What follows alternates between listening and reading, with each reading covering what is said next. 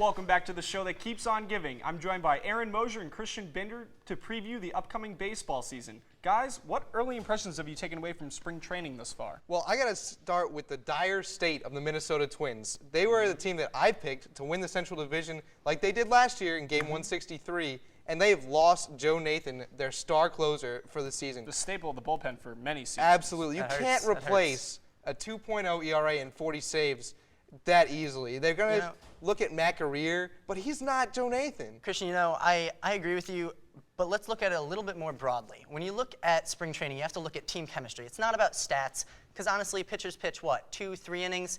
It's not that much. You look at team chemistry, and a lot of players have been moved around this offseason. You look at Seattle, who's picked up a lot of people. You look at Boston, who's picked up John Lackey. So the real team that I look at when you're thinking about team chemistry is the Atlanta Braves. They made a run last year, didn't make the playoffs, but they have the pieces there to make a run this year. They brought in Troy Gloss, they brought in Billy Wagner, and so hopefully that experience can lead them. Hopefully they'll develop some chemistry and make the playoffs this year.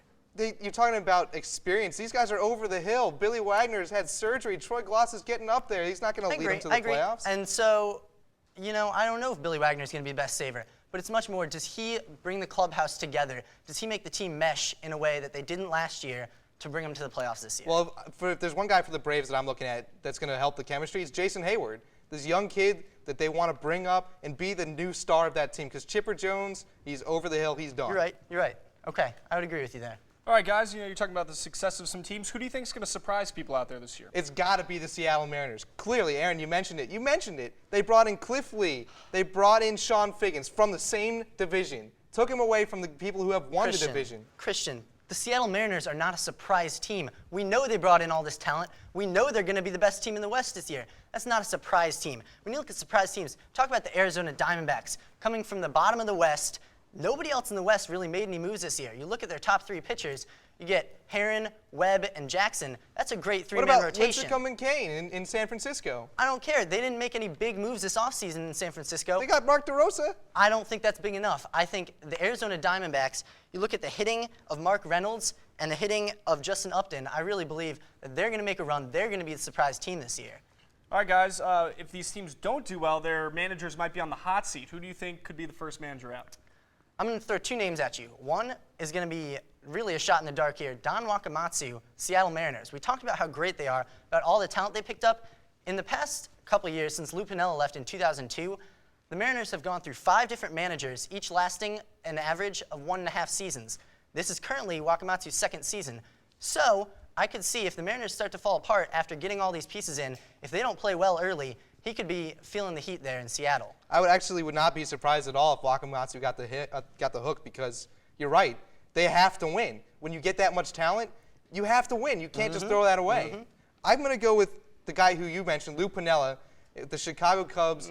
He led the Mariners to 116 wins in 2001. That ties a major league record. And he's been with the Cubs now, and he's not winning. And you can't say that they don't have talent, because they have had talent go through there. I don't know if they have the talent this season, though. I think he's a great manager, and that's why you can't take him out. You got to get rid of guys like Carlos Zambrano, who have attitude issues. Punching his catcher in the face? But honestly, I don't know if that's Lou Piniella's fault, and that's why I don't think he's on the hot seat this season. All right, guys, we're going to step out of teams and players right now. Let's talk about the bat. Metal bats might be put into Major League Baseball. What do you think about this? No, absolutely not.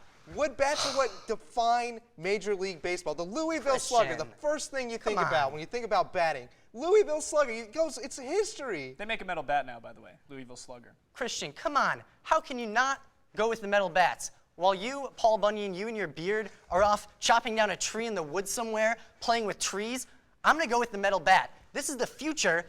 Bats are always evolving. First they had ash, then they had maple, now there's metal. You're going to get so much more offense. Every game is going to be the home run derby, and fans are going to love it. There's a reason there's only one home run derby a year, and that's because it get boring. Fans love it. They love seeing home runs. How would you like it? Your Yankee team, they're down by 5 in the 9th inning, and all of a sudden, they hit 5 straight home runs, and now they're tied. That's baseball. Fans are going to love seeing that much offense. They can do that anyway with the wood bats. No, they cannot. Guys, nobody's going to do that. Why don't we let them all take steroids, use metal bats, and hit 900-foot home runs, guys, huh? Yeah, 900 feet. And Lance Armstrong will win the Tour de France or the NASCAR on his bike. But, no, of course. All right, guys. So, you're talking about, big, powerful players or big, powerful bats. If you were to see a mascot in a fight, Who do you Oh, think? I got the easy winner here. Slugger the Lion from the Kansas City Royals. Let me tell you a story.